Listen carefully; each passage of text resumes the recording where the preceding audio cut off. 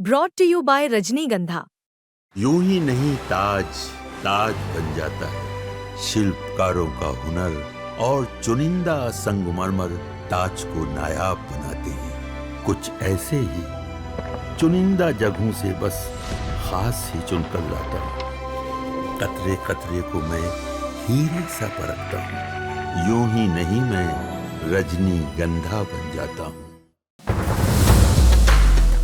नमस्कार, बिहार तक देख रहे हैं आप और आपके साथ मैं हूं आशीष अभिनव। कांग्रेस पार्टी इन दिनों बिहार में पूरी तरह से एक्टिव मोड में है। राहुल गांधी की जब से यात्रा हुई है बिहार में, कांग्रेस कार्यकर्ताओं में जोश और जुनून उनका सिर चढ़कर बोल रहा है और निश्चित तौर पर कांग्रेस कार्यकर्ताओं में एक जो सुस्ती थी, अब वो सुस्ती नहीं दिख रही है। कांग्रेस कार्यकर्ता पूरी तरह से एक्टिव मोड में नजर आ रहे हैं। अब देखिए, कांग्रेस ने एक बड़ा फैसला लिया है। सूत्रों के मुताबिक 22 या 23 सितंबर को सीडब्ल्यूसी यानी कांग्रेस वर्किंग कमेटी की बैठक पटना में होने जा रही है। जी हां, कांग्रेस पार्टी के अंदर यह सबसे बड़ी बैठक है सीडब्ल्यूसी में। आपको बता दें, बैठक में सोनिया गांधी, राहुल गांधी और प्रियंका गांधी भी मौजूद रहेंगे, ये संभावना है।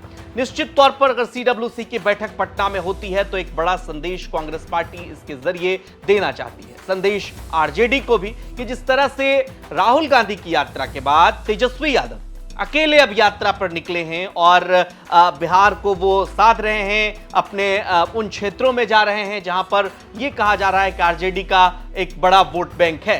कांग्रेस पार्टी इन दिनों सीट शेयरिंग को लेकर दबाव बनाए हुए है आरजेडी पर, और खबर यह भी थी कि लालू प्रसाद, जो कांग्रेस पार्टी इतने सीटों की डिमांड कर रही है, इससे नाराज है। कांग्रेस पार्टी बिहार में 70 सीटों की डिमांड कर रही है, जबकि खबर है कि लालू प्रसाद यादव 50-55 सीट से ज्यादा देने के मूड में नहीं है।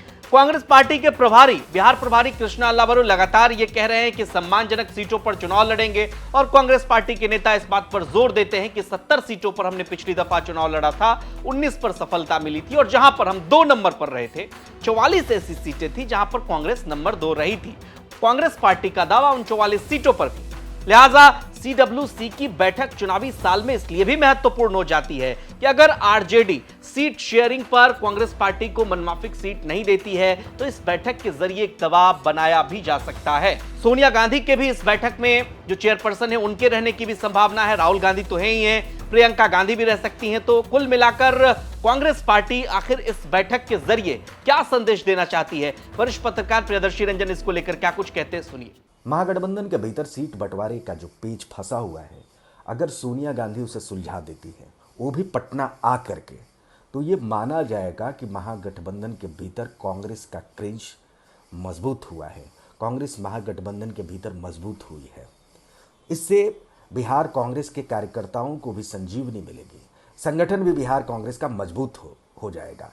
लेकिन इससे लालू यादव का एकाधिकार खत्म हो जाएगा। जो लालू यादव माना जाता है कि महागठबंधन के भीतर लालू यादव, तेजस्वी यादव यानी लालू परिवार का एकाधिकार है, उनकी इच्छा के बगैर कुछ हो नहीं सकता है, सीधे तौर पर उसको कांग्रेस चुनौती दे देगी।